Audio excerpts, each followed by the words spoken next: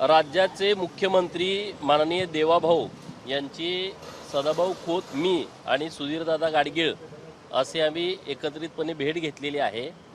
सांगली जिल्हा मध्यवर्ती बँकेची 88ची जी चौकशी सुरू आहे, ही चौकशी निवृत्त न्यायाधीश किंवा वरिष्ठ अधिकाऱ्याच्या माध्यमातून सुरू करावी त्यांच्या नेतृत्वाखाली, अशी एक मागणी माननीय मुख्यमंत्री महोदयांकडे केलेली आहे। माननीय मुख्यमंत्री महोदयांनी सकारात्मक भूमिका या विषयामध्ये घेतलेली आहे। दुसरं, सांगली जिल्हा मध्यवर्ती बँकेमध्ये नोकर भरतीमध्ये मागे घोटाळा झाला होता, त्या घोटाळ्याची चौकशी करावी आणि आता नव्यानं जी नोकर भरती करण्याची मान्यता माननीय सहकार मंत्री महोदयांनी दिलेली आहे, ती तात्काळ थांबवावी आणि ती IBPS किंवा TCS या कंपन्यांच्या माध्यमातून भरती व्हावी, अशा पद्धतीची मागणी केलेली आहे। तर नक्की माननीय मुख्यमंत्री महोदय याबाबतचा योग्य विचार करतील। दुसरा विषय आहे शेतकरी सहकारी सूतगिरणी यामध्ये आर्थिक घोटाळा झालेला आहे आणि त्याच्याबद्दलचा गुन्हा दाखल करावा, अशी एक तिसरी मागणी केलेली आहे। सांगली जिल्ह्यामध्ये जत विधानसभा मतदारसंघ असेल किंवा आटपाडी खानापूर असेल किंवा ईश्वरपूर असेल किंवा अन्य ठिकाणी मोठ्या प्रमाणात पाऊस पडलेला आहे, परंतु सर्व ठिकाणी 65 मिलीमीटरपेक्षा जास्त पावसाची नोंद झाली नाही।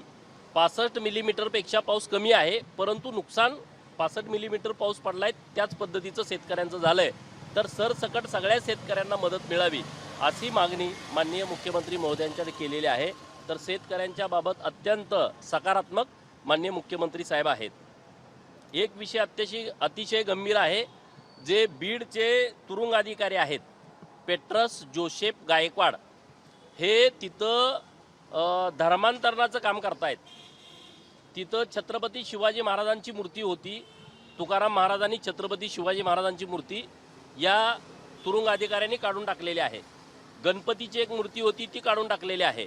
महामानव विश्वरत्न डॉक्टर बाबासाहेब आंबेडकर साहेबांचा फोटो आणि महात्मा गांधींचा फोटो तो काढून त्यांनी ज्या खोलीमध्ये कचरा टाकला जातो त्या खोलीमध्ये नेऊन टाकलेला आहे।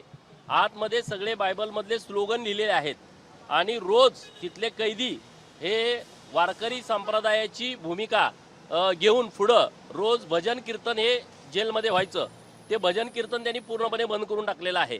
आणि सर्व तिथले जे कैदी आहेत त्यांना धर्मांतरण तुम्ही करा, तुम्हाला 1 लाख देतो 2 लाख देतो, अशा पद्धतीची भूमिका ते त्या जेलमध्ये घेत आहेत।